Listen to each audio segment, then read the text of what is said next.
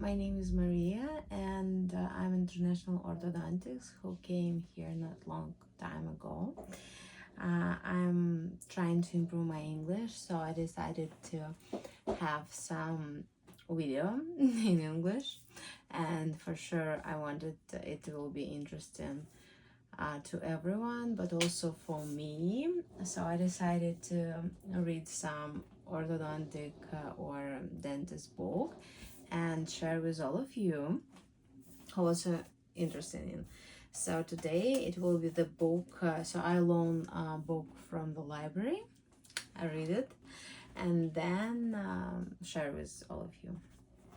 This book, it's called Occlusal Splints.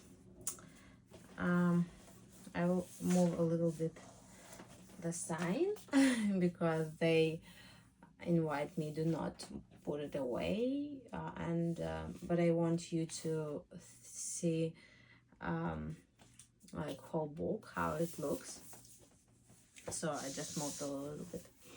And it's not as big. I think it's 8 to 11 inches, and this book is published from Horvatia. It's called Occlusal Splints for Painful Craniomandibular Dysfunction. And it's interesting that they gave some structured treatment, which you may see how splint were fabricated, and what is the difference between the type of splints, the risks for using, and also diagnostics, in what type of patient they use which different type of treatment. And also they have one chapter about neurobiology and biomechanics of occlusal splint. So I will show you because I think it's really interesting to see how this book looks and what is inside.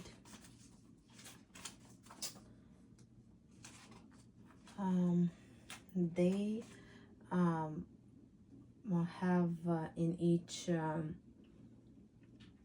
situation they have some list that you can go through, and then to find out what type of disease of malocclusion they have and what type of splint they need. So like muscle palpation, and they have all this like temporal tender, anterior medial, temporalis, posterior masseter, and all of them. You can add your frequency, quality, duration, or times where your patient has pain. And after that, you have some kind of guide that you may use for figure out what do you need. Like here in this example, they don't have any pain, muscles pain or on body, and also how do we diagnose all these muscles.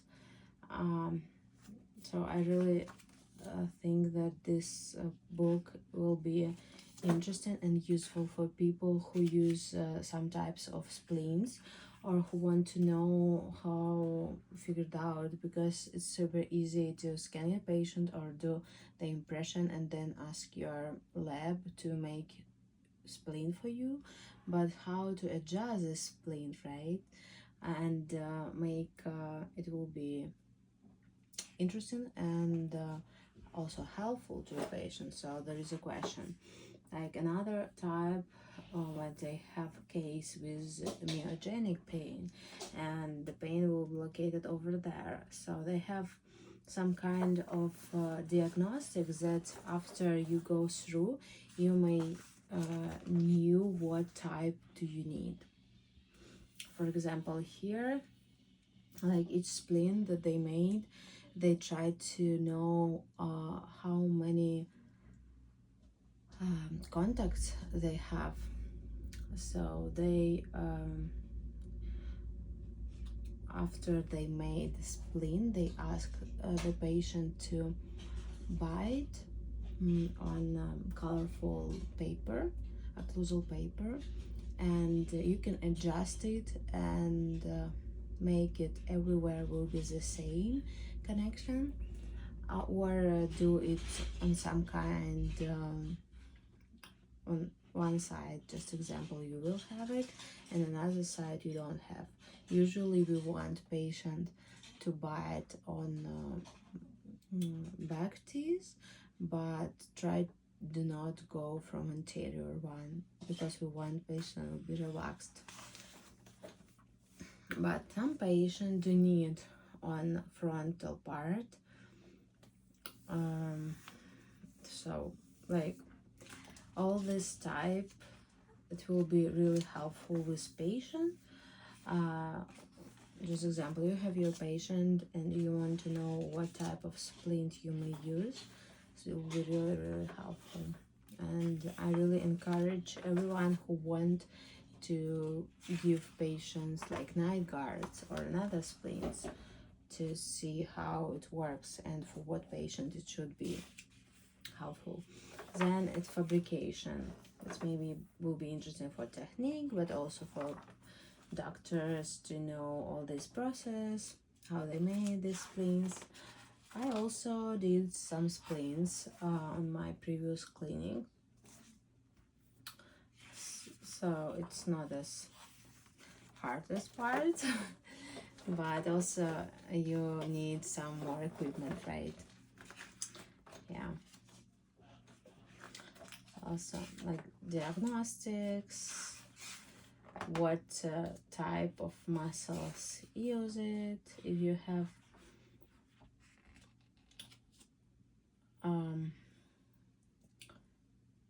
it's a rehabite training device that they figured out with Equalizer, your EMG feedback from your muscles. So it's good, but I have no any possibility to work with it, so I don't know how it works. But if you have this equipment in your clinic or you have access to do that, I think it will be helpful, because all the steps they write about that. Also risks, what do we have? They have all these notes about different type of pain.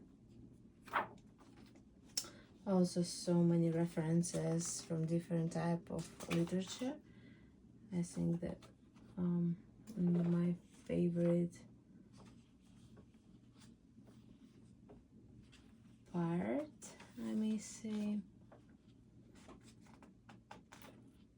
they have small access to the history, like for example in the different like Middle Ages, they don't have really any functional rehabilitation therapy, and little by little they made more better rudimental like legs. And then nowadays you may use part of your rudimentary prosthetics leg and no one can see the difference. Like, it's, for me, it's kind of interesting part if you have prehistory, not just go through all information. And then 9 chapter will be the most interesting.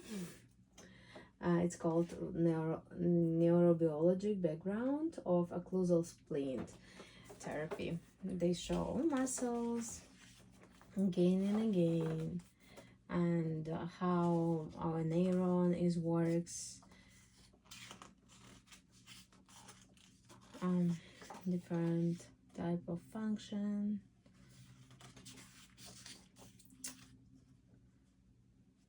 how it's work when muscles are well organized and when they have different kind of modification.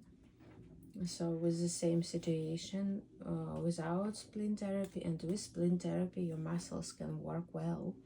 And it's important because if we have some issues in our craniomandibular conjunction, we will try to help our body and we will move a little bit, then we will have some shoulder problem, right, and some problem on our back, so we will have sore everywhere.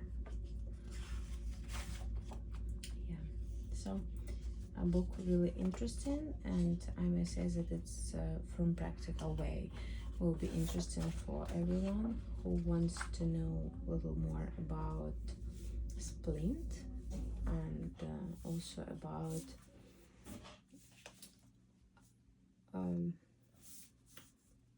coordinative training, how it's combined everything in our body.